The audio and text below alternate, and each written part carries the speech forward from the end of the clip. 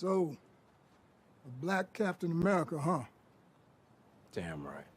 We built this country. Bled for it. I'm not gonna let anybody tell me I can't fight for it. Not after what everybody before me went through.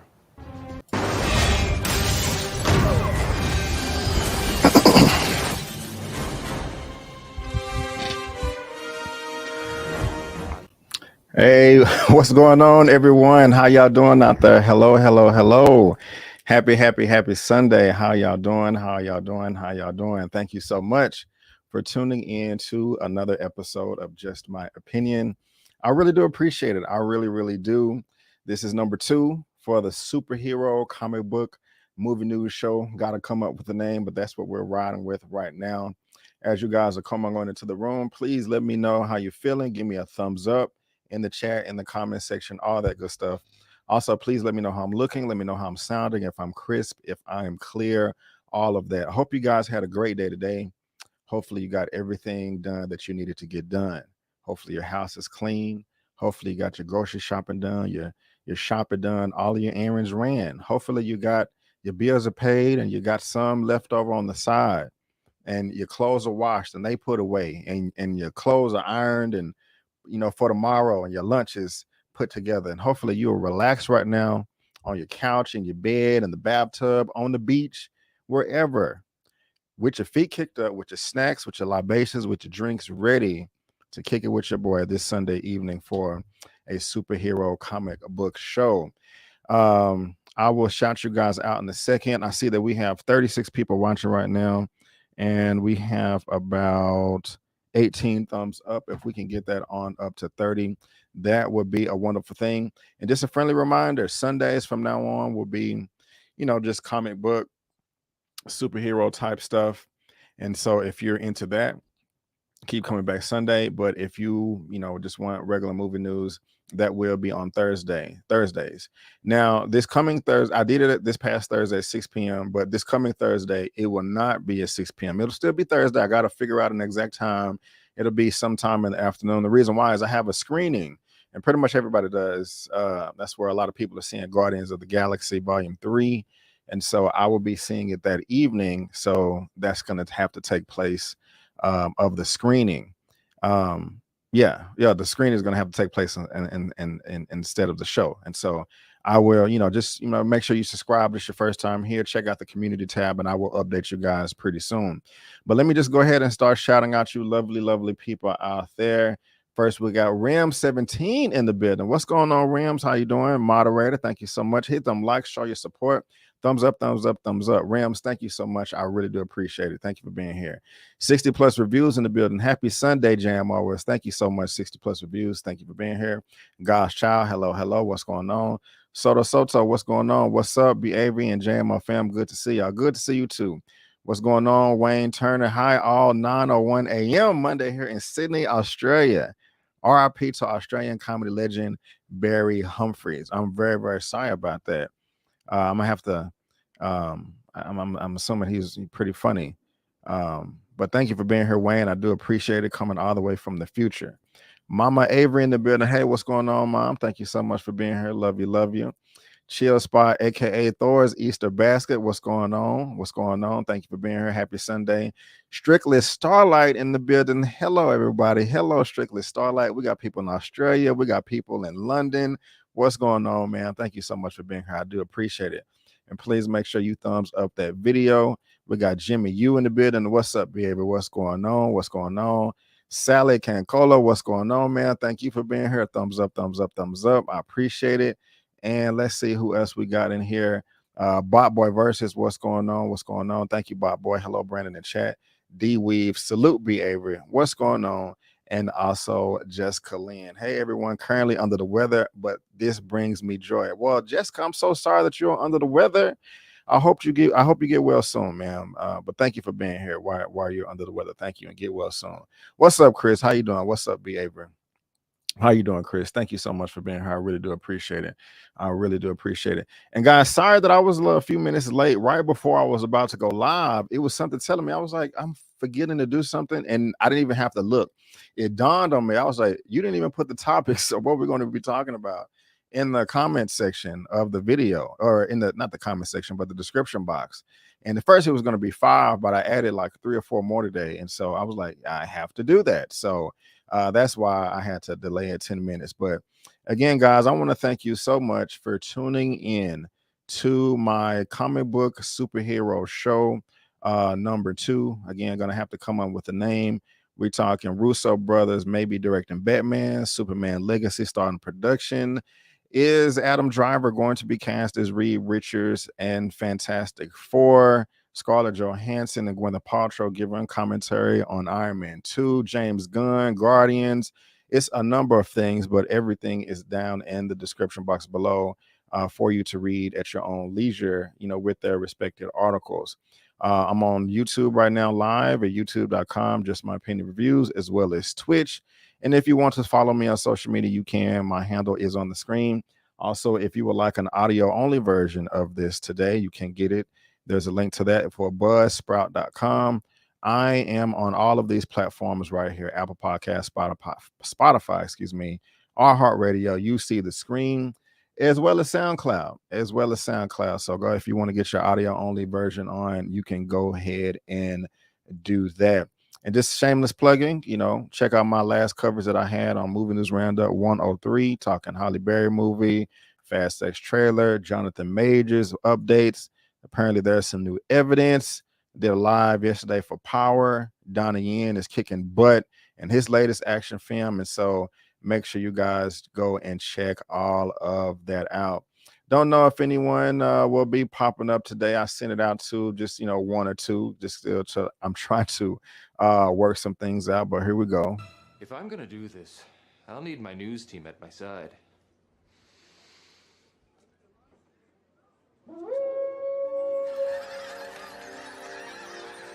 News team, assemble!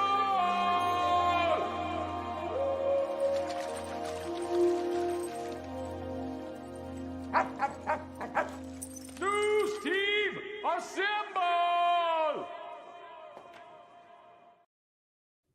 Thank you, Ron. Appreciate it. He always coming through. And to all my moderators out there, please, please, please.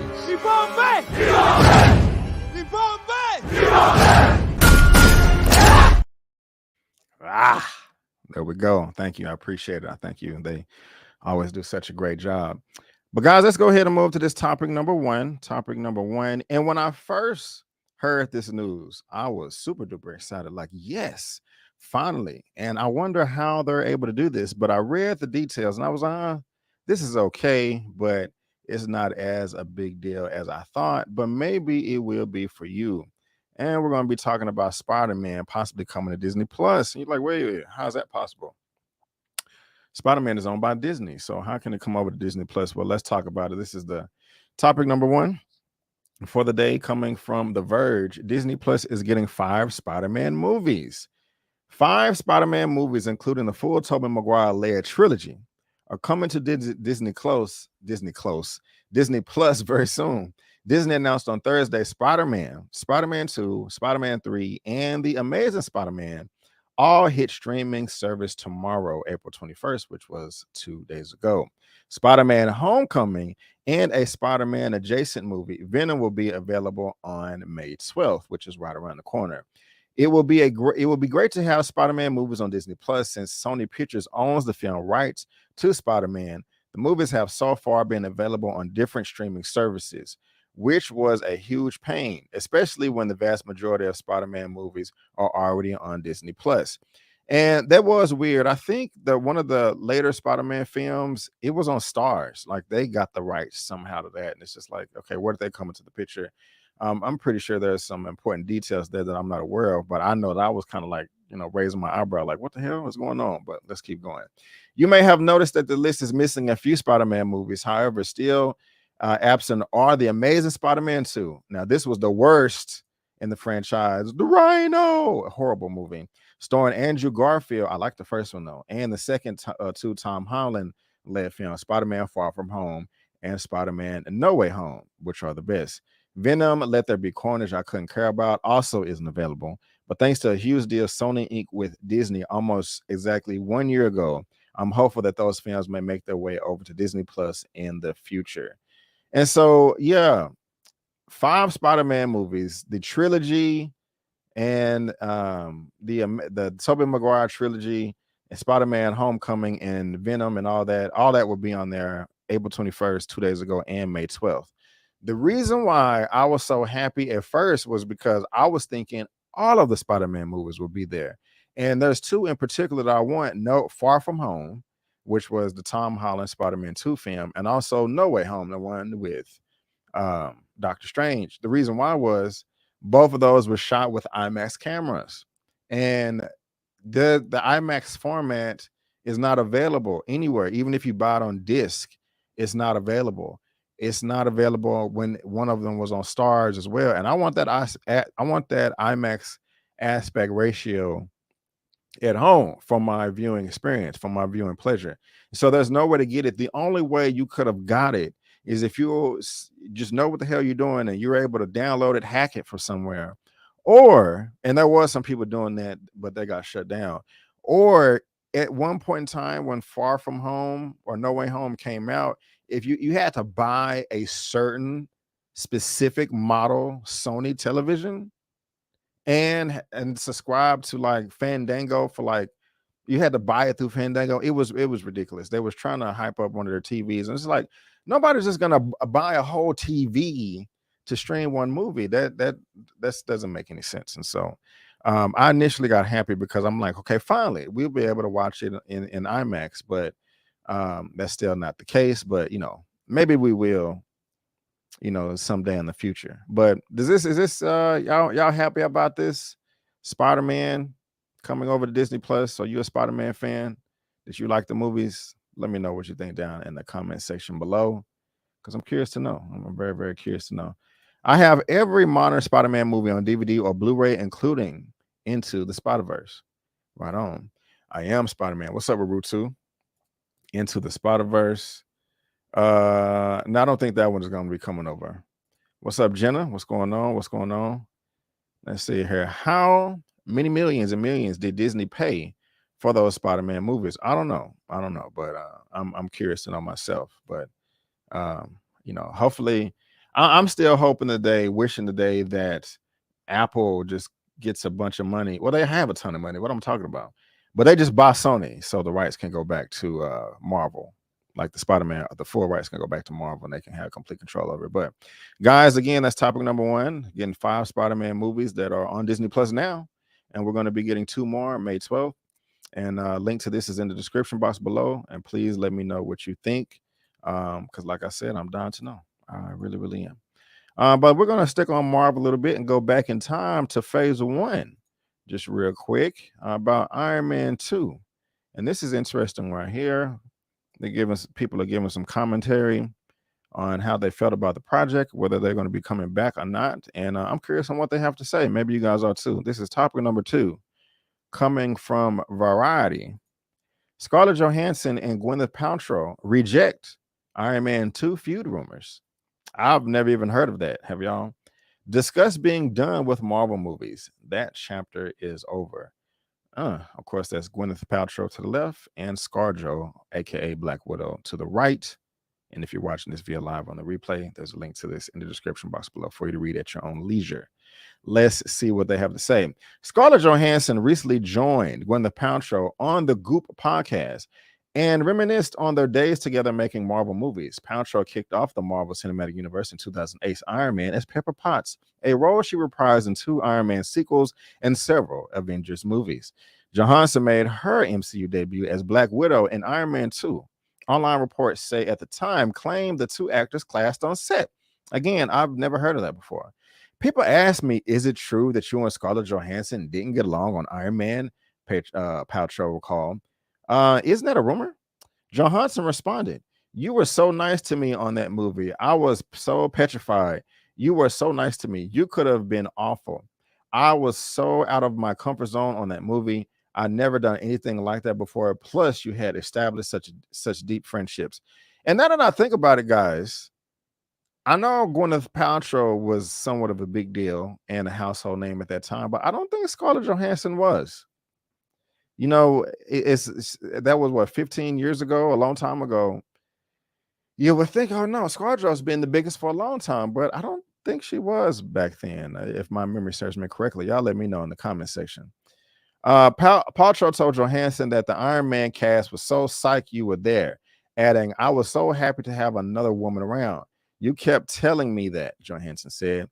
Then I experienced that later on when I did Avengers. I was one of the few women. It was like a sausage party. Paltrow told Johansson that they had similar feelings when making the first Iron Man movie, as it was a large-scale production she's never experienced at that point in her career. It was fun to be in something that resonated so deeply with people culturally, Paltrow said. I never had been in that kind of blockbuster franchise thing either. It was new for me. But then you went on and did all those huge films. The two also discussed whether or not their futures include new Marvel movies, although neither seems interested. Johansson's Black Widow was killed in Avengers Endgame, but she returned for a standalone prequel of Black Widow. I'm done, Johansson said. Chapter is over. I did all that I had to do. Also, coming back and playing a character again and again over a decade of time is such a unique experience. When Johansson asked Paltrow if she was done with Marvel movies, Paltrow answered, "I think so. I mean, I didn't die, so they can always ask me." I think, and I like that answer right there. I'm gonna comment on that. I think you may come back at some point, Johansson quipped. Really, Paltrow said, a 64-year-old Pepper Potts, how great. I didn't know she's that. Wow, okay. Johansson added 100% that's happening. I can see it. They're never going to let you go. Break out that wig, baby. I like that. I like that. Paltrow also appeared in Avengers Endgame, but it was only in a cameo-like role. The Oscar winner told Variety at the time that her Marvel days were probably ending. I mean, I'm a bit old to be in the suit and all at that point. She said, I feel very lucky that I did it because I actually got talked into it. I was friends with Jon Favreau. It was such a wonderful experience making the first Iron Man, and then to watch how important it has become to the fans. Head to Goop's website to listen to its audio in its entirety. But guys, what do you think about that? They was not beefing during Iron Man 2. I've never heard that rumor before in my life. That's freaking new to me. Y'all let me know if you've heard that before. But also they're talking about they're done. You know, they've done what they got to do and it's over with. Now, I can understand more of this coming from Scarlett Johansson, ScarjJo, because her character did die. So it would be a lot harder for her to come back. But I still think that, you know, if they asked her, she would want to come back. But that's just my opinion. You guys give me yours. But as far as Gwyneth Paltrow, she was like, hey, you know, I'm done, but my character didn't die. They can always ask me. And so, of course, why would she not come back? I mean, it's a role, it's money, it's exposure to the biggest franchise in cinematic history. And it's not like she has to do any. I mean, I'm not just saying it's a cakewalk, but it's not, she's not the main star. So she's not going to have that much screen time. You know, she don't, you know, got to be on set all, you know, all the time. Not, I mean, unless it's an Iron Man sequel, but Iron Man 4 not going to be out for a while, and that won't be after to you know, Secret Wars or whatever. So it just doesn't make, she's not going to have to eat chicken and rice and broccoli every day and get in the gym. That her role doesn't require that. And so again, I'm not just trying to write it off like, oh, your role is just easy, fart in the wind, but it's much easier than a lot of other people. It's not physically demanding. It's just a role. And so I think if she got an offer, she would oblige them happily, you know, especially if she likes the paycheck and however many zeros will be at the end of it. And I want them to come back. I do. Yeah, this makes more sense. She's 50. Okay. I don't want to look it up, but you know, thank you so much, Reviewz. But yeah, 50, you know, I mean, however, she looks good today. She looks good today. What's going on, Sonny Peach? How you doing? How you doing? Thank you for being here. Let's see here. I get it if they're burnt out. Okay. I got you. And hey, I mean, if they don't like doing it, you know, because I don't know how it is on set. I mean, that's one thing, but I don't know. Maybe they are burnt out, but at the same time, you know, are they getting? Maybe they don't want to act anymore. Maybe they just want to chill. Maybe they're good. You know, I don't know if they're getting offers, you know, provided to them, offered to them left and right, up and down. I don't know. We'll see. We'll see. What about the What If show? What about the show What If? Yeah, I mean, do some audio. She can girl boss the entire movie. I get it if they're burnt out. And Jenna, you agree. So you guys let me know what you think about this. They shut down the rumors that they were feuding on Iron Man 2. And they say they're done, but I think they're going to be back if they were offered. But that's just me. But let me know what you think down in the comment section below. And again, if you're watching this via live or in the replay, there's a link down to this in the description box below for you to read at your own leisure.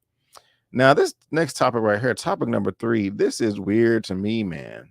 This is weird to me. I just don't understand people. I really don't. You know, and I'm not trying to overhype it, but I'm just sitting here like, why would you have a problem with this? I just don't understand.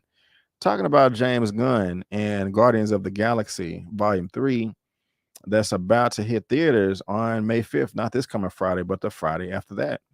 And some fans are mad at him about it. Let's figure out why. This is topic number 3 from comicbookmovie.com. James Gunn responds to DC fans upset he is promoting Marvel's Guardians of the Galaxy Volume 3. I mean, he only directed and wrote the movie, but I know why. But let's just go ahead and get into this a little bit. DC Studios co-chair James Gunn is responding to fans upset that he's promoting Guardians of the Galaxy 3. In October, he moved over to DC. He's a CEO over there. But of course, you know, he still is directing Guardians. That was the last thing that he did at Marvel before he left. Kevin Feige, Gunn's Guardians producer and Marvel's chief executive creative, also gave Gunn his blessing and said that the filmmaker overseeing DC's characters is exciting and is very cool. After he finishes Guardians of the Galaxy 3, of course. With Volume 3 not hitting theater until May 5th, Gunn has been making the promotional rounds and shared his behind-the-scenes look from the set of Marvel movie on Instagram. The worst business that DC could do was to hire someone who advertises the competition. One of the fans wrote in the comments, unbelievable. Now, can you imagine what their movies are going to be like? I think it's a disaster. Guys, how does this make sense? The last thing DC will want to do is hire someone who would spend the last 12 years of his life creating a series of films and then turn his back on his last movie. Gunn wrote in a response, I wasn't hired at DC without everyone on board being very clear and supportive up front and continuously through the process. Now, that's interesting because I know me personally, I've said on my channel, I was feeling some type of way about it myself. I was like, this just seems kind of messy. That you have not finished Guardians yet. I mean, you finished filming, of course, but it wasn't done with post.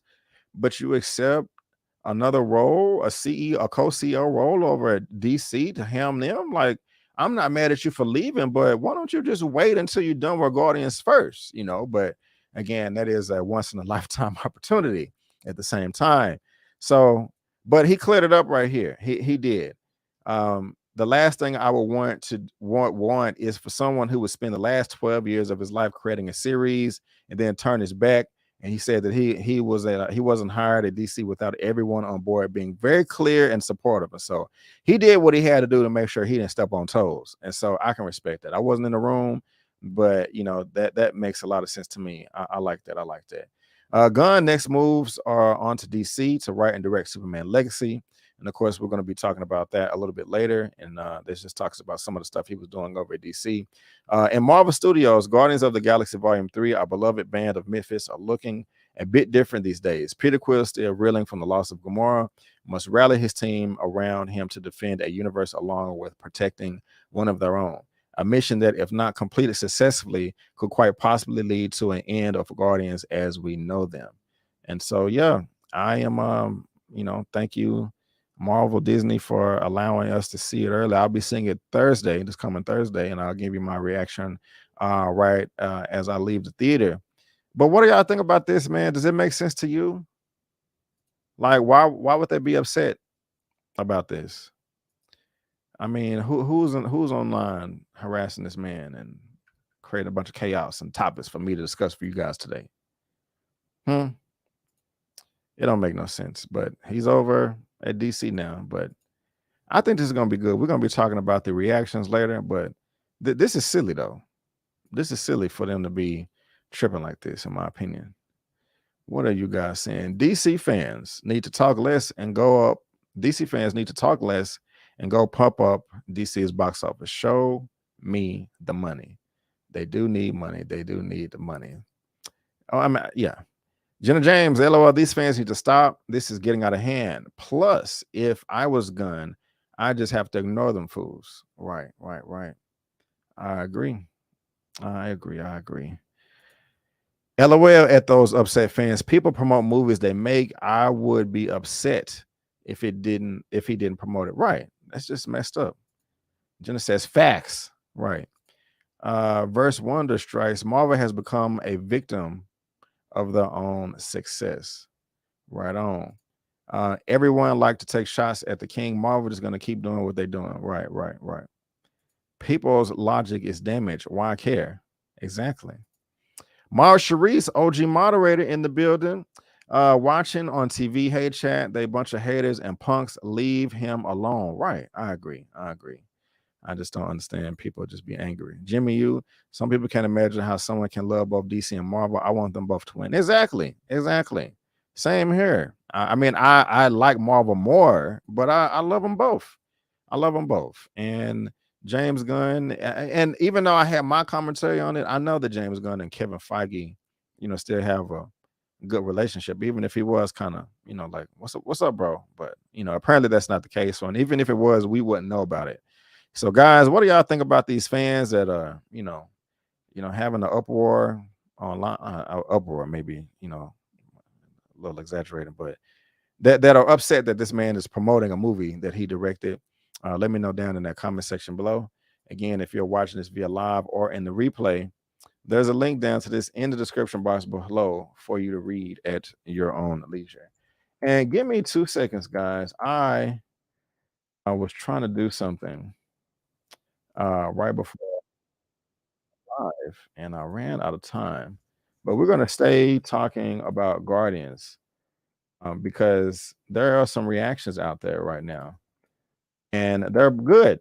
And I didn't know what to think about this movie. I was kind of, like, okay, I want to see it. I'm interested, but I'm going to keep my expectations low.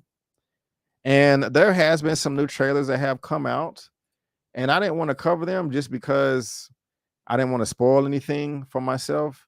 But I'm at least play it, the one that came out 2 months ago, because it's just been a while since I saw it. So I'm gonna tell you something. I'm Star-Lord. I formed the Guardians, met a girl, fell in love. That girl died, but then she came back. Came back a total dick. Oh, please. He left out some important information, but that is the gist of it. I get the same old dreams, same time every night. Fall to the ground and I wake up. My sacred mission Is to create the perfect society. He didn't want to make things perfect. He just hated things the way they are.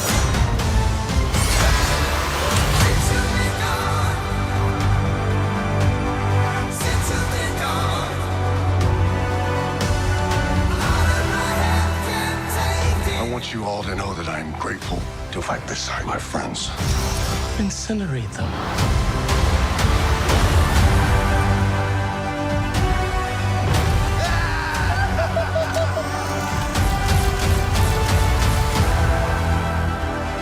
We were always searching for a family until we found each other.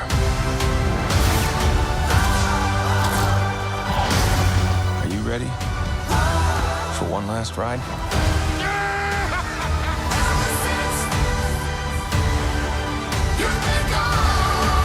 We'll all fly away together. Into the forever and beautiful sky.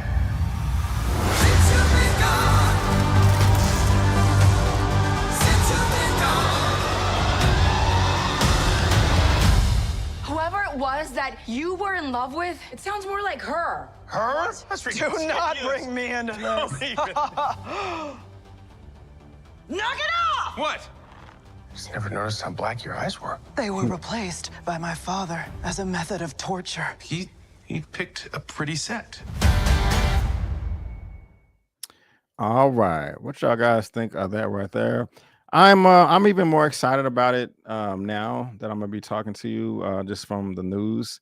But I always wanted to keep my expectations low. But this is topic number 4 coming from collider.com. First, oh, that's not it. First, Guardians of the Galaxy Volume 3 reactions call it a perfect end to trilogy. Best Marvel movie since Endgame. Guys, if that's true, because Marvel needed, man. Marvel needed. People were not feeling Phase 4. And I was like, all right, Phase 5 is here now. We got Ant-Man and the Wasp Quantumania. They finna go to the quantum realm, and we got Jonathan Majors as Kang. And Ant-Man ended up being the worst received out of all 3 of them. I'm like, oh, this is Phase 4 was whack. Now, I didn't necessarily think Phase 4 was whack. It wasn't as good as 3. But I still think Phase 2 is the worst. But, you know, that's just me. That's just my opinion. You can let me know yours. But majority, universally, pretty much everybody was like, man, Phase 4 is not what that is. And then, you know, again, Ant-Man 3, Ant-Man and the Wasp Quantumania wasn't all of that either. So for them to be saying this is good. So let's get into some of these reactions right here. They just had a premiere overseas.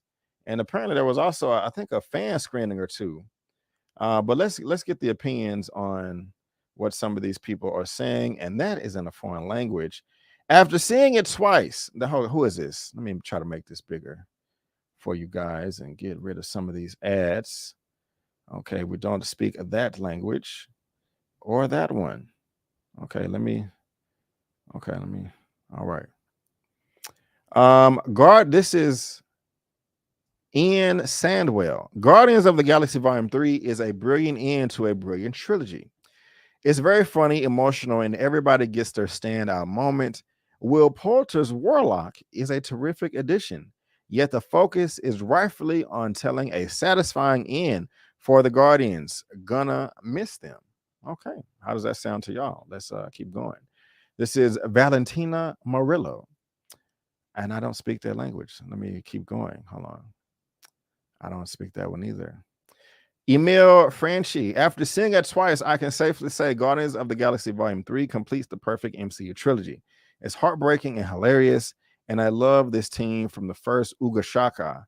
A blast for 10 years. Okay. Let's see here. This is Alexander Cardello. Guardians of the Galaxy Volume 3 is more than ever Star Wars as a stoner comedy. Lovable weirdos, a big Marvel action, and goofy jokes. But nothing can prepare you for all the emotions. Rocket Raccoon's origin story is beautiful and heart-wrenching. Right on, right on, right on. Rory Cashin can confirm that I shed a tear during Guardians of the Galaxy Volume 3, and that I will very happily watch an Adam Warlock solo movie. Full review and interviews with the cast coming very soon. I don't speak that language. Let's keep going. This movie, my heart is full and broken at the same time. It was a lot to process, a very complex story, but it left me feeling awesome. Okay. And unless the foreign language that I don't speak are negative, and I wouldn't be able to verify that, everything seems pretty good. Now, what I want to know is, where does this land in the trilogy? I hope it's the best one, but I put up another one, Den of Geek. So let's see what they're saying right here. We're going to scroll down. Okay. We already read him on the other one. Okay, Tyrell Charles. Guardians is emotional and epic, and they put it in all caps. The action, the soundtrack, the comedy, the tear-jerking moments. They've hit it out the park with this beautiful end to James Gunn's trilogy. It also solidified Rocket Raccoon as one of the best characters in the MCU. Interesting. He put this in all caps. It's emotional and epic. And what the hell am I doing? Let me just stop doing too much. All right. Okay. I don't want to read the sensitive content. And I think, yeah, we read that one, and we read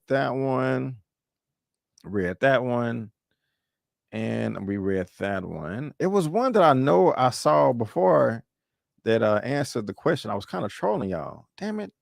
Where is it? Well, I'm going to say it anyway. I don't see it, but I did see one reaction somewhere, and they were saying that this is the best Guardians movie of the 3. And that makes me happy if it's true. I hope so. I mean, at the very least, I want it to be as good. I think that's what everybody would like, you know what I'm saying? But let's see what you guys are saying about this. What's going Kid Mello? All right, let's see here. So they are saying the movie is better than Spider-Man No Way Home. That's a big claim, Johnny Washington. That's a big claim. We're gonna have to see. We're gonna have to see. Cheers, Spot. I like more for phase content than phase 2. Gotcha. Yeah, me too. Me too. Phase 2, Thor: The Dark World, and yeah, you know. Anyway, the Geek Ledger. Hot take: phase 4 was on par with phase 1. It's a setup phase. I do agree with that. It feels like a new beginning for the MCU after Endgame. And yes, it's kind of back to basics, but it's still fun. And now one part of me would also, I mean, phase 4 is obviously that diversity phase. And there's nothing, I have no problem with that at all. Some people are using it as an excuse, but I know that people that are for that still feel that it's lacking. So it's a lot of stuff, but thank you. Let's see here. They're going to have Adam Warlock in Eternals 2 and Fantastic Four movies. Hey, I hope so. Let me scroll up a little bit. Let me see. All right. I think the trailer makes it look fun and funny. I agree with you. I love the music used in all 3 movies. Exactly. Okay. Man, crazy to think it's been 6 years since Volume 2. Has it really been that long? Wow. The pandemic really pushed a ton of movies back, huh? Yeah. Hopefully MCU doesn't make High Evolutionary one and done. Okay. I don't even know much about the character, and I agree with you. He has encountered, because I've heard about him, and you know, I want to see a lot of this character. I hate when they kill characters in the MCU. It's just stupid to me. He has encounters with other Avengers, and most importantly, the X-Men and Fantastic Four. Right. So I got you. Good comment. This looks too silly to me. I got you. Did you not like the first 2? Let me know. Y'all beefing in the chat? Let's see here. Best movie since. I'll wait and see. Right on. So yeah, man, these reactions do look a bit promising, and so we're gonna see, but I'm looking forward to it. You guys let me know. We have 83 awesome people in the chat. Can we get that many likes? Yes, please. Thank you so much. I really do appreciate it. Thank you, Sonny Peach. But again, if you want to read these articles right here with all the reactions, there's a link to both of these in the description box below for you to read at your own leisure. But let's go ahead and move on, and we're going to stick on Marvel and talk about a executive that is no longer there. She was there for the longest, and I was supposed to use this background. We're just gonna sit here and look at the background. No, I'm joking. But she was there for a while, but she's no longer there. She got fired out the blue. It was a big deal. Kevin Feige couldn't do nothing. They had to get the legal team and HR and all of this stuff. But apparently they may have worked some things out. So we're gonna see what's going on. This is topic number. Is this topic number 5? Yes. Topic number 5 for today. This is from Deadline. Disney settles with former Marvel exec Victoria Alonso over sudden firing. Of course, this is Miss Victoria Alonso right here. But let's get into what they have to say. Deadline does have the exclusive. Disney has settled with former Marvel Studio VFX chief Victoria Alonso after pink slipping her last month. While details between Alonso and Disney are confidential, there was a multi-million-dollar financial compensation, we hear. The deal between the parties was reached in the past few days. Alonso was represented by Glazer, Will Fink, Howard, and some other people, which went public on March 24th. The office of Alonso's attorney, Patricia Glazer, had no comment on the settlement when contacted by Deadline today. Disney did not return requests for comment either. Interesting. But let's get into this real quick. Alonso was abruptly shown the door March 17th after a 17-year run at Marvel Studios. Her departure came in the wake of being Oscar nominated for the international feature film Argentina 1985. Her most recent title at Marvel Studios was President, Physical and Post-Production, Visual Effects, and Animation Production. She had a history at the studio for being a consistent, outspoken champion of diversity in entertainment. Now, I just want to stop right there. When she first got fired, I remember that there was commentary online saying that she was just really hard to work with. She was overworking people, yada, yada, yada. And I don't, none of that is the reason here. Now, all those things could be true. I doubt it, but it's just when stuff hits the fan, people just try to make it worse with speculation. And I don't like that. Reports at the time said that Alonso was let go for working outside the confines of her employment contract, which didn't permit her to be involved with non-Disney projects such as Argentina 1985. Heavyweight Hollywood litigator Glazer responded to that statement at the time, saying, "The idea that Victoria was fired over a handful of press interviews related to a personal passion project about human rights and democracy that was nominated for an Oscar, which she got Disney's blessing to work on, is absolutely ridiculous." Victoria, a gay Latina who had the courage to criticize Disney, was silent. Then she was terminated when she refused to do something she believed was reprehensible. Disney and Marvel made a really poor decision that will have serious consequences. There's a lot more to the story, and Victoria will be telling it shortly in one form or another. So that's what they said at the time. Disney retorted on March 21st, "It's unfortunate that Victoria is sharing a narrative that leaves out several key factors concerning her departure, including a indisputable breach of contract and a direct violation of company policy. We will continue to wish her the best for the future and thank her for her numerous contributions to the studio."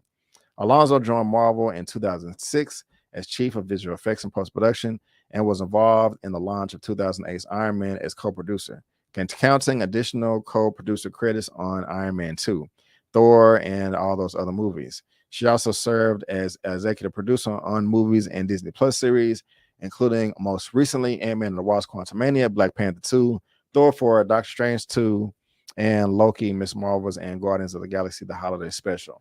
And so to me, guys, she was warned over and over and over again, like, hey, you cannot work on this film. But she did it anyway. I don't blame her.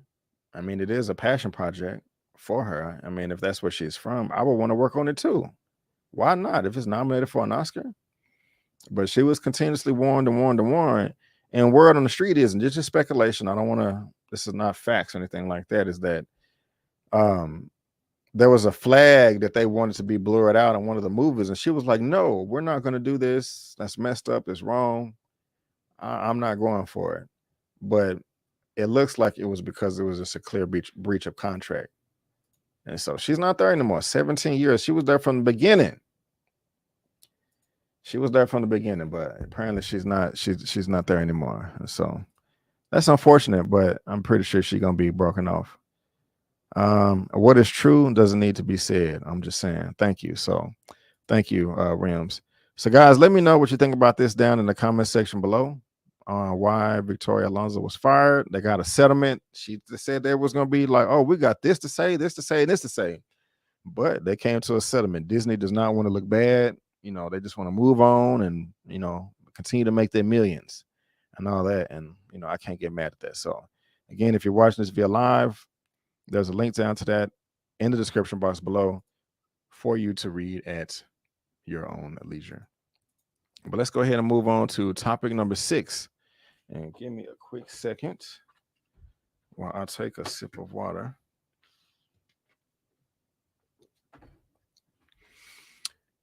Going to be talking some DC real quick. Topic number 6. This is from Variety. Superman Legacy starts pre-production. Gunn says costumes, production designs, and more now up and running. Man, this needs to be good, y'all. It needs to be good. And I know it's going to be good. I know it is. We got a great show with Peacemaker. We got a great movie with the Suicide Squad. James Gunn not going to mess this up. It's just impossible, in my opinion. James Gunn's announced on Twitter that pre-production on Superman Legacy has begun. The 2025 comic book movie tentpole will be the official launch to the new DC universe as supervised by Gunn, his DC Studios co-head Peter Safran.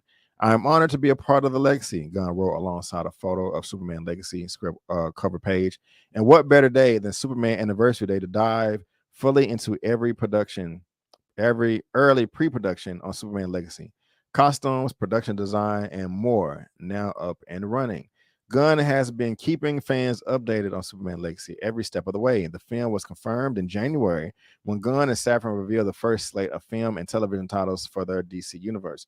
In addition to Superman Legacy, films such as Supergirl, World of Tomorrow, and The Brave and the Bold, a Batman and Robin movie, are also in development. Gunn is writing and directing his Superman movie. And so per a first synopsis from Warner Brothers, Superman Legacy tells the story of Superman's journey to reconcile his Kryptonian heritage with his human upbringing as Clark Kent of Smallsville, Kansas. He is the embodiment of truth, justice, and the American way, guided by human kindness and a world that sees kindness as old-fashioned. Yeah, because of Gunn is rebooting Superman for the big screen with the younger Man of Steel, it means previous Superman actor Henry Cavill will no longer be playing the superhero. Cavill played him in the Zack Snyder's universe, but he is not going to be back for this. And that's kind of unfortunate. As of late March, Gunn confirmed that no actor was currently in talks to become the new Superman. The writer-director shot down rumors of Logan Lerman's casting at the time and wrote on Twitter, haven't had a single talk with a single actor about the role, just making private lists, prepping material for auditions. Superman Legacy is scheduled to open in theaters on July 11th, 2025 from Warner Brothers. And guys, he made this announcement on Twitter, and I'm gonna be honest. When this was first announced, I was like, okay, cool. But now that he's just making the announcement that production has officially started, it gets me a little bit more excited. I don't know why.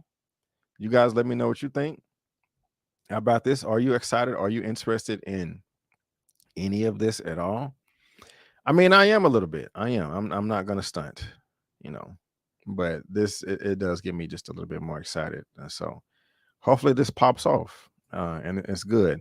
And it's 2 years away. I like that. I like that we're kind of getting day one here. You got a long time to work on it to iron out all the kinks. But I think he is. I think he's gonna deliver. I think he's gonna deliver the goods, with this one here. But you guys let me know what you think about this in the comment section below. Let's see here. Please don't cast Austin Butler as Superman. Yeah, I don't know if I would. I don't know if I would like that. I don't know if I would like that. Let's see here. Okay, what you guys saying about this? Let's see here. From what I understand, she was a big. Oh, my fault. That is for Victoria Alonso. Who will play Superman in Superman Legacy? I don't know. I don't really care. I want Henry Cavill to come back, but we'll just have to see. 2 years away. Yep. What up, Buck Thoughts? After seeing Smallville, seeing Soup's origin story is kind of dry for me. I never saw Smallville, but I did see the latest Superman and Lois show when they have kids, and that was good. That was good. That was good. And JoJo, yeah, I don't know about that casting. But yeah, thank you for being here. But yeah, guys, y'all let me know what you think about this in the comment section below. Superman Legacy starts pre-production. James Gunn says costumes, production design, and more are up and running. And again, guys, like always, if you're watching this via live on the replay, there is a link down to this in the description box below for you to read at your own leisure. So we was talking Marvel, and then we was talking DC just now with James Gunn, but let's jump back over to Marvel. And shout out to Eman for this, because I did not know about this unless it was for him. And man, this breaks my heart that we did not get to see this. Can you imagine? Like, oh God, but they didn't know at the time. This is topic number 7 coming from Collider. Infinity War, Avengers Infinity War had 45-minute deleted scene you never knew about? This would have been epic. Yes. Do we know what the details are? We're going to find out if you don't know. While Marvel's Avengers Infinity War is a masterpiece, it always felt strange that Thanos, Josh Brolin, began the movie possession of one Infinity Stone. During an interview with Near Milk Condition, Thanos creator Jim Starlin reveals Marvel Studio actually shot a 45-minute scene showing the villain destroy Xandar to get the Power Stone. Unfortunately, the scene was discarded before any VFX work was done, since Marvel Studios didn't anticipate the movie's overwhelming reception. Damn, Gina, damn. And I think I heard sprinklings that they had a script for it. I heard they had a script for it. I didn't know they shot it, and I did not know it was 45 minutes long. 2018's Avengers Infinity War follows Thanos as he crosses the universe collecting the 6 Infinity Stones. He needs to wipe out the half of the cosmos. Sentient life. It's the ultimate crossover event that paid off decades of movies, slowly revealed the location of each stone. For instance, 2014's Guardians of the Galaxy story revolves around the Power Stone, and by the movie ending, the Power Stone is locked in a vault in Xandar, the capital of the Nova Empire. As such, it would be fair to imagine Thanos will have to overcome the powerful Nova Corps army to reach it. And we saw that in one of the movies. That's crazy. That's crazy. Like, what do y'all think about this? Let me know. I'm dying to know, but can y'all imagine? Finally, a worthy opponent. Our battle will be legendary. Well, guys, y'all know what that means. And if it's your first time here, maybe you don't. It means that we have a guest backstage coming to the stage right now. Very excited to bring them on. You call. I'm gonna clean you out again. Welcome, I'm Lando Calrissian. I'm the administrator of this facility. Wookiees stand out in the crowd. It's good to see you too, old buddy. We had each other. Hold on, Chewie!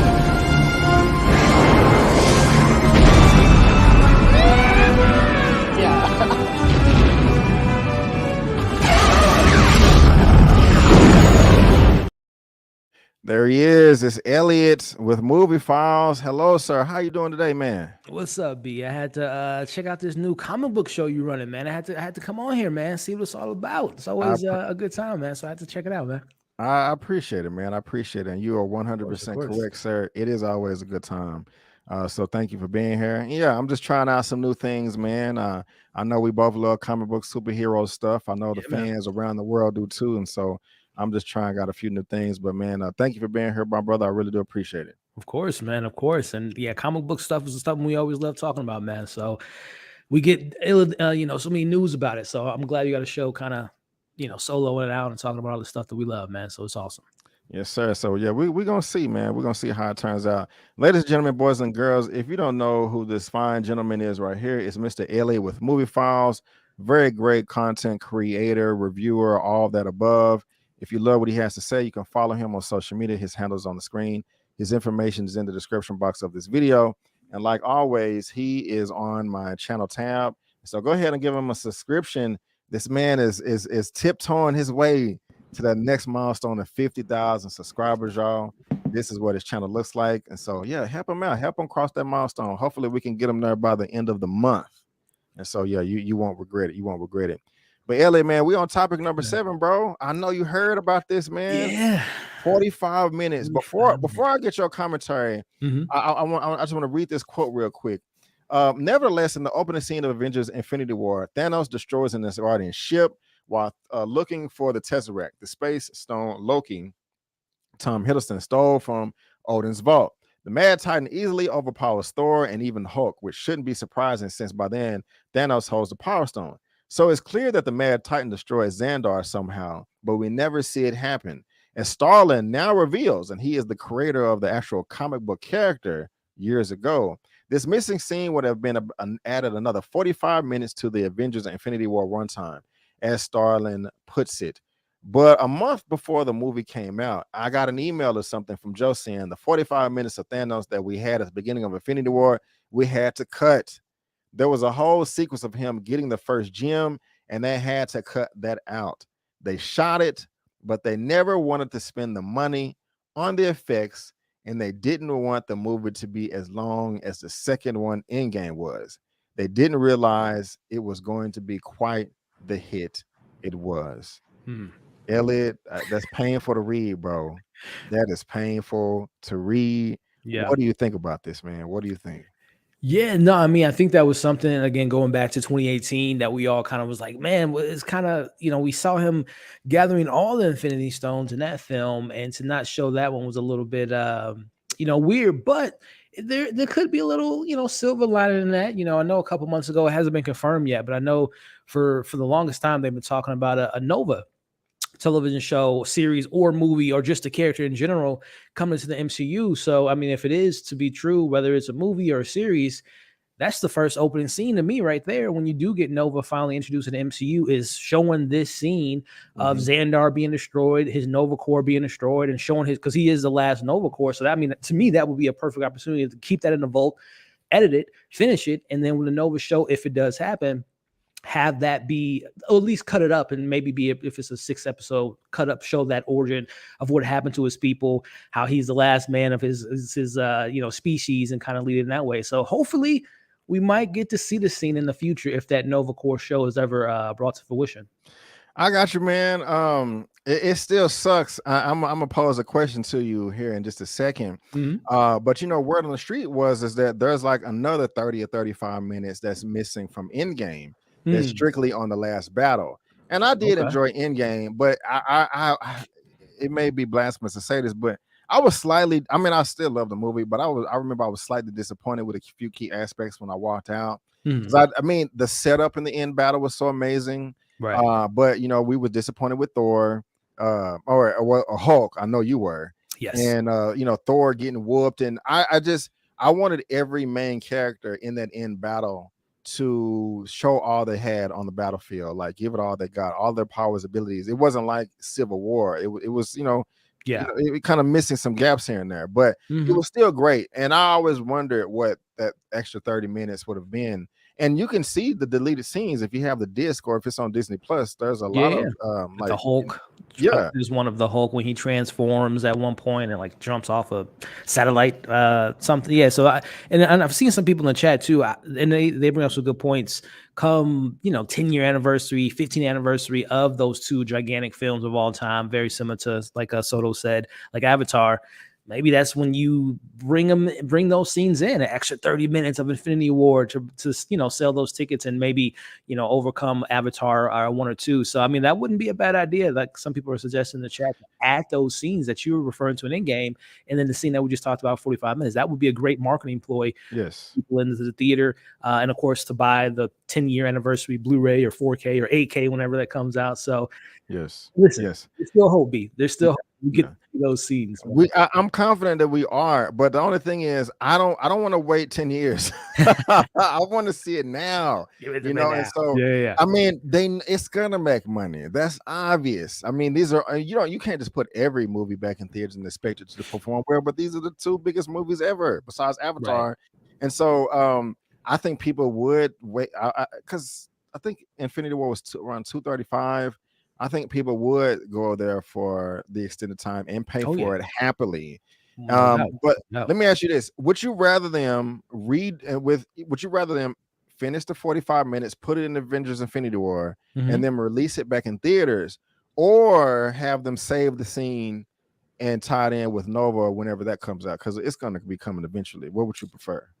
That's a good question, man. I would probably, because I'm always someone that just appreciates let's move on, let's continue new stories or introducing new characters. I would probably want the latter, which is showing it in Nova Corps, just because I think it's a good entry point to his origin stories, which is he is the last of his people. So it would be kind of a nice little tie-in there to bring that to the forefront. So I think I would prefer, if you give me, I would love both options, and maybe have it from another perspective, have the 45 minutes that was intended for an Infinity War, and then maybe edited in such a way that Nova seeing all this destruction, or he's coming to his homeland after it's being destroyed. So there's a way to repurpose it to work in both favors, if possible. If I'm asking too much, Russo's and Disney.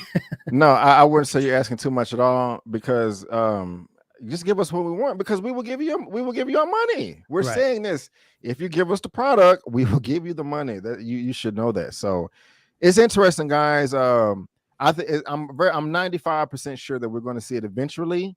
Only question now is when. And so there you go. Topic number 7, Collider.com. 45 minutes deleted scene of Thanos getting the Power Stone, but they didn't want to spend the money on the visual effects. And also, just one thing real quick, they didn't know it was going to be as big, like another missed opportunity. I think there's more Wakanda stuff too. Yeah, because they admitted they didn't know that Black Panther was going to be such a hit. So some people thought it was racist. I now you know I believe in that, but I personally thought it was just like they just didn't know. You know, they had a that big of a gem on their hand, but I think still today, Black Panther is the highest grossing domestic MCU film. I think it even beats or comes close to Infinity War. So, I mean, to your point, Brandon, I don't think they knew it was going to be successful, but not to the extent of what it ended up being. But yeah. Yep. You're absolutely right. I think it's at $700 million domestically. Crazy. And so crazy. There you go. This is the highest solo movie too. Yep. It beat Iron Man 3, right? Yeah, it did. I believe so. Yeah. Okay. Which I still can't believe that. But y'all let us know what you think down in the comment section below, because me and Elliot are dying to know. We are dying to know. Now, we've been going back and forth from Marvel DC. Just talk Marvel. Let's move back to DC real quick. And got 2 topics left. 2 topics left. One Marvel and one DC. This one is DC right here. Talking about these Russo brothers that directed Avengers Infinity War in Endgame. You would think that they would be directing the next ones, but they may have some interest somewhere else. Topic number 8 from comicbook.com. Russo brothers open to directing Batman for James Gunn's DC Studios. They have the exclusive. Wow. Now that James Gunn and Peter Safran have stepped to lead the DC Studios, fans have been eager to see exactly how their slate of projects come together. Back in January, the duo announced first 10 titles playing the DC slate, and everybody's excited about it. Let me jump right here. In-game directors Joe and Nancy Russo addressed the possibility of working in Gunn and Safran's DCU and expressed a desire to helm something tied to Batman. The Cape Crusader already has a film in these first 10 titles, The Brave and the Bold, but a director for it has not yet been announced. We don't get asked a lot about DC characters, Anthony began. Obviously, James Gunn over there running it. It would be a no-brainer, Joe continued. We love him to death. We love the direction he's going to take that world in. You know he's going to be inventive with it. And favorite DC characters? I mean, man, there are so many good ones. I've always answered based on the comics I collected as a kid, and the 2 comics I collected the most were SpiderMan. Actually, there were 3: Spider-Man, X-Men, and Batman. But there have been a lot of iterations of Batman, so I feel like that's an obvious answer. But it's hard not to answer that, Anthony added. Here's how you know we haven't actually gotten them literal about it and specific about it, because Batman would be my favorite character for my entire childhood, but obviously it's been well explored, and I'll get into that a little bit more. But what do you think about this, man? Are you happy with the possibility of Anthony and Joe Russo coming over to DC, leaving Marvel, not permanently, like they just F Marvel, we're done with them, DC rules. But I mean, they have an interest in this, and I never would have put it together. I never would have thought of them two. But now I'm like, ooh, that would be pretty good. So what do you think about that, man? What do you think? Well, first, I think W might have some comments about that first. B, I don't know if you see I'm tripping. Oh my God. Thank you so much, Elia. I appreciate it. W coming through with the $50 super chat. Wow. Oh my God. How are we gonna do this? How are we gonna do it like this?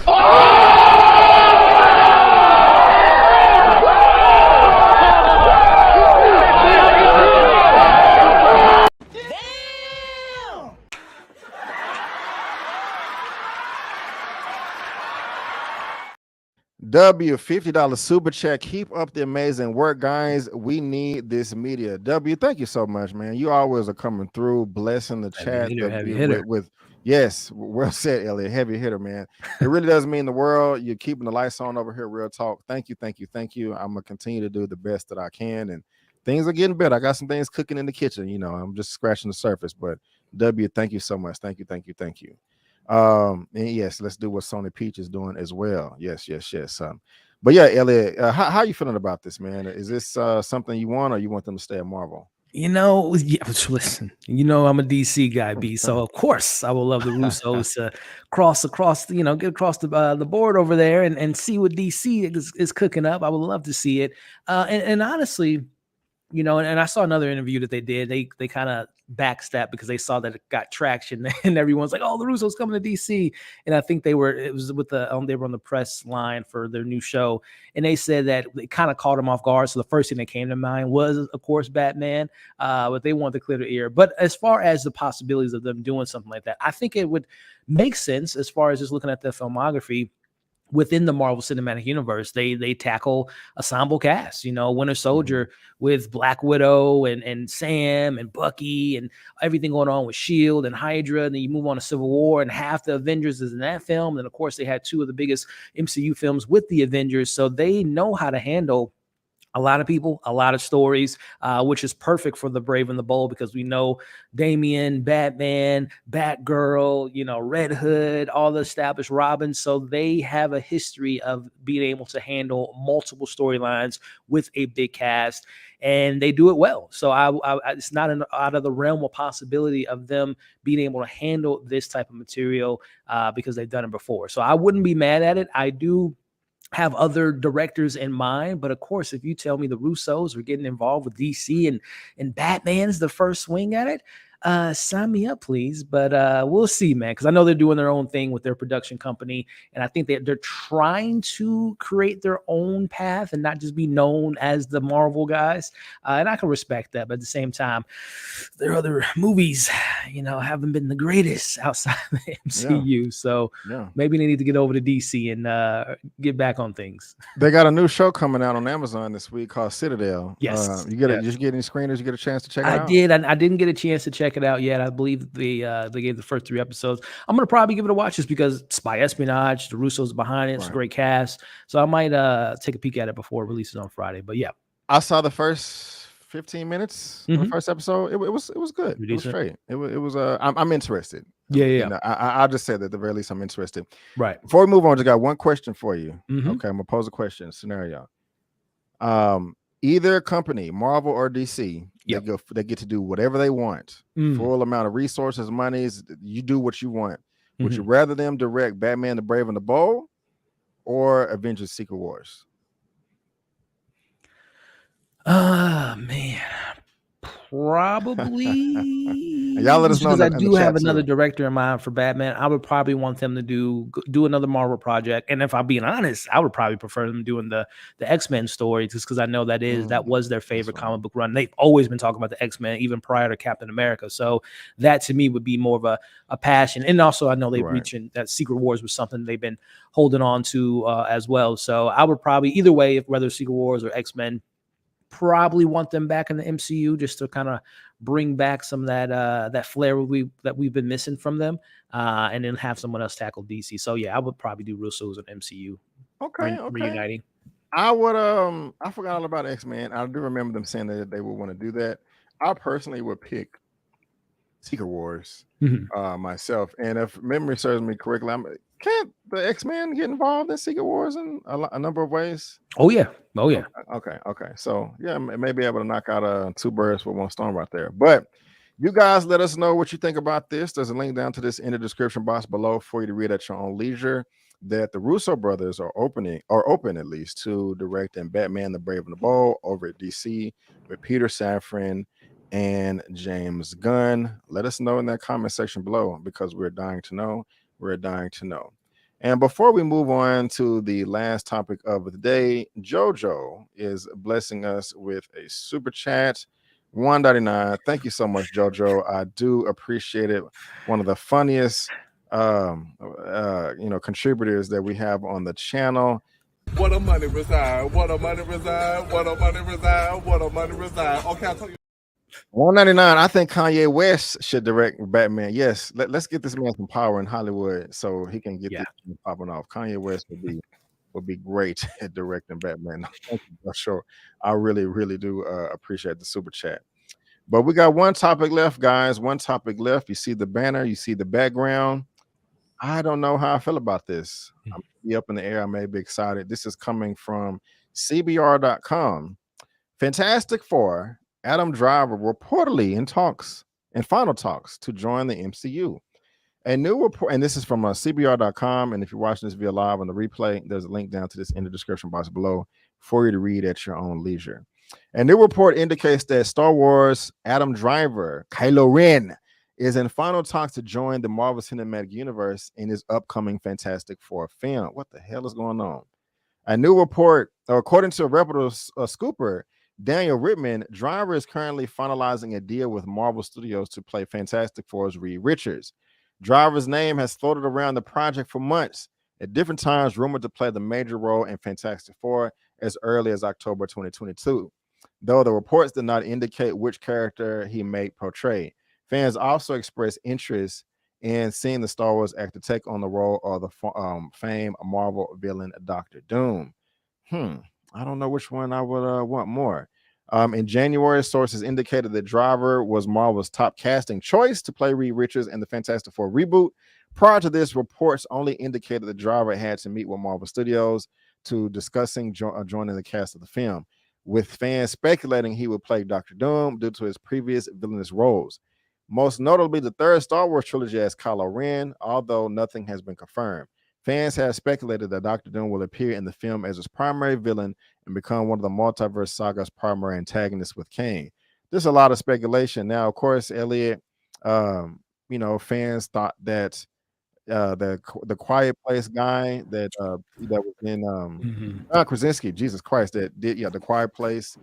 He was going to be Reed Richards, and I thought he was when we first saw him in Doctor Strange 2, Multiverse of Madness. But that may have just been a cameo because it was his own separate universe, multiverse thing. But we have Adam Driver, this guy right here. I don't even know if you're a fan or not. He just came out with 65. If we scroll down his filmography, he has a ton of credits. Where did it go? Let me scroll back up. But 65. What else does he have? House of Gucci, The Last Duel, Star Wars, Marriage Story. I haven't seen, but I heard it was really good. He's a Black Klansman. He's a fantastic actor. So the question is, would he be able to fit well as Reed Richards in the Fantastic Four in the MCU? Elliot, how are you taking this news? Is he on the top of your list as casting, or would you prefer somebody else? Yeah, I know. The Doctor Doom one was the one that if I were to pick the two, I would definitely prefer to see him in that role. I know it'll be, he was already a masked villain in the Star Wars universe with Kylo Ren, but I think he, to me, and to answer one of your questions was, am I a fan of him? Yeah, I've been following Adam Driver. A girlfriend of my time at the time when the show was on, Girls was the first time I was introduced to him, which is a quirky kind of weird character that he plays. So I was introduced to him at a very early point of his career and have been following him ever since with those films you brought up. So I think he's a fantastic actor and can probably do either one, Dr. Doom or Mr. Fantastic. But I'm just thinking about Adam Driver's career as you brought up his filmography. Besides Star Wars, he doesn't come off to me to be kind of that franchise guy that Marvel kind of demands of its actors, not only in the Fantastic Four, but I would imagine that they want Reed Richards to be be the next Tony Stark essentially, and just kind of carrying a lot of the weight on the technology side of Marvel as well as the scientist side of Marvel. So I think it's going to be a lot asked upon for whoever does take the role. And I don't know, at this point of his career, again, minus Star Wars, which was obviously got his name on the map for a lot of people becoming a household name, but I don't know if he wants to do that again in regards to just not only being the lead of the Fantastic Four, but then also appearing in Avengers and appearing in this project and that project. It's a lot to ask for someone that I think thrives in independent, more non-IP, huge IP type of property. So I could be wrong. Maybe he's like, man, had a great time in Star Wars. I had a great relationship with Disney, and I would love to, get those paychecks every film, which I don't think he's starving for money, but it doesn't hurt to get a $5-10 million check on these films. But I don't know, man. I just in my heart of hearts, I think that he won't be the one that they end up picking. I don't blame them for sending him an offer, but I don't think Adam's going to take it, if I'm being honest with you. Really? I didn't even expect to hear that from you, that you don't think that he would take it. That's interesting. You may be right. And if he wasn't going to take it, I don't know. That's just I like that, Elliot. Yeah, that didn't cross my mind at all. I'm thinking everybody's like, yes, please give me the role. But he's like, yeah. I'm good. I'm good, you know, guys. I'm gonna go do this over here. I like what Yeah. you're doing, but it's not really for me. You know, I like Adam Driver. He's cool. He's definitely though not my first choice though. Yeah. If he was finally cast in the role, I wouldn't be upset and oh crap, what are you doing? I wouldn't be acting all like that. I'd be like, oh, okay, you know, more power to him. I hope he knocks it out of the park. I just he can play Reed Richards. I just don't see him right now being able to play the role the way that I know it, but you know, I could be wrong. That's why they're called actors, because they they can act and transform. And you know, we have been surprised before. You know, I was feeling some type of way with Heath Ledger, and we can go down the list of actors that have surprised us, you know, over the years. And so I don't know, not my first choice. He wouldn't even be in my top 20 well, I mean not top 20, but top 15. You know what I'm saying? So you know, that's interesting. That's interesting. But we got another super chat right here from Sim, $20. And you know what we got to do for the dub over here on this channel.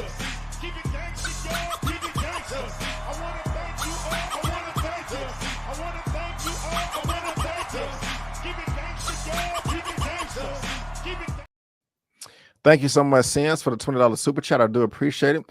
Hey, being fam, been watching and discussion got me through already. Just got back from Children's Hospital with my little Luke. Hope Luke's okay.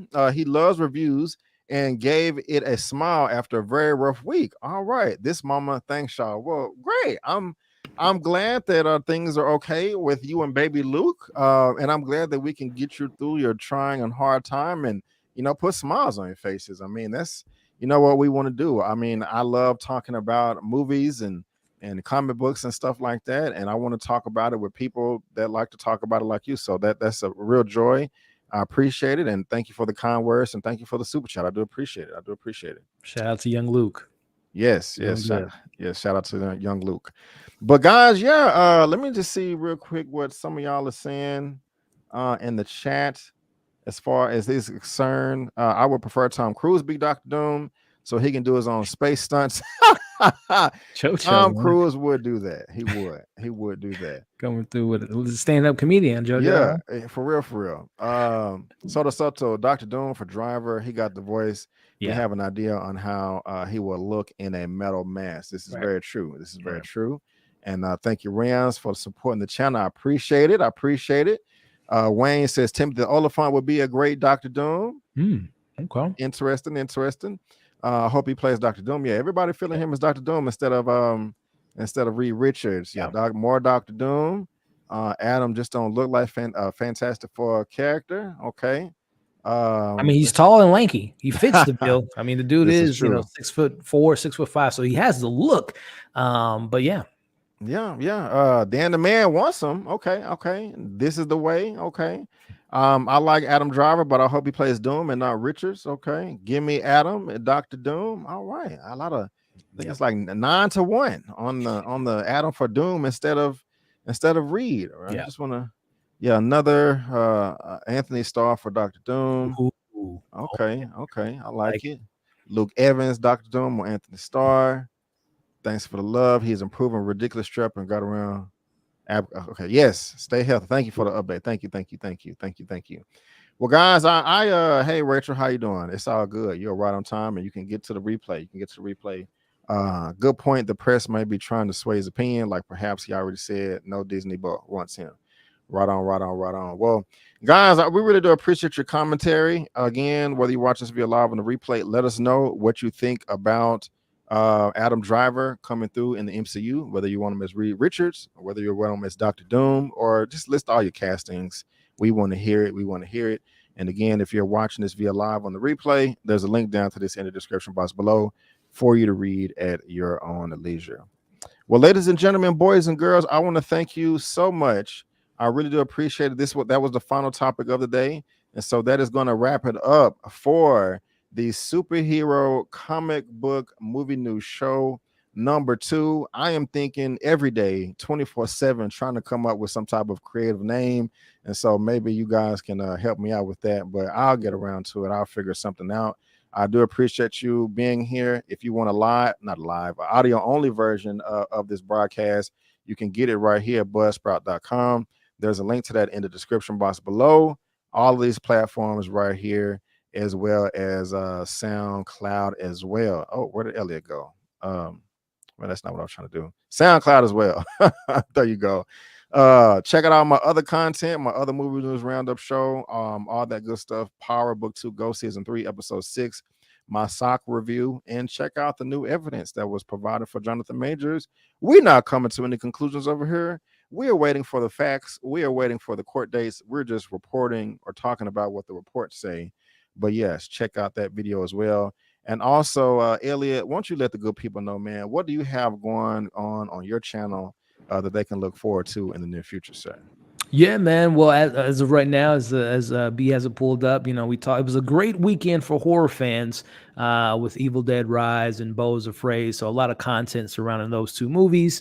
Tonight is Sunday, HBO Sunday night with Succession and as well as Barry. So that'll be dropping tonight. And throughout the week, we'll be talking about couple interesting films. One is an independent film at the TIFF Film Festival that came out last year called Sisu, which is kind of, a lot of people have donned it as John Wick meets Mad Max Fury Road. So we'll be talking about that pretty soon. And then I don't know when the embargo lifts, but there's a Marvel film that I think Brandon will be seeing as well this week that we'll probably be having some early reactions to that I'm excited to check out. But outside of that, B, man, it's always great to be on a channel talking, whether it's Marvel, DC, movie news, you name it, man.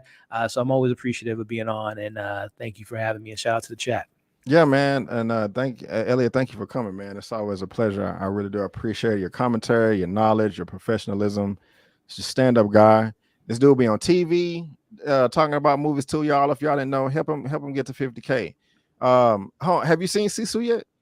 I have. Yeah. You have? Okay. Yes, sir. I gotta check it out. It looks badass. And yeah, guys, the movie news. So this past Thursday, again, was movie news roundup show number 103. Number 104 will be this Thursday, but I don't know what time. And remember, I told you because Guardians of the Galaxy screen is on Thursday, and so you know I got to go to that. Like I said, like I don't want to, but it'll be it'll be sometime in the afternoon. You know, gonna have to do it on my lunch break or something. But I gotta work that out. And yeah, like Elliot said, I will have a out of theater reaction, and then the embargo lifts the next day. I think like at 11 a.m. Social media embargo is already up, and you know, I think me and Elliot and Eman may be getting together for another epic spoilers review. You know, hopefully we can get that done, but you know, we're also busy, so you know, cross your fingers for that.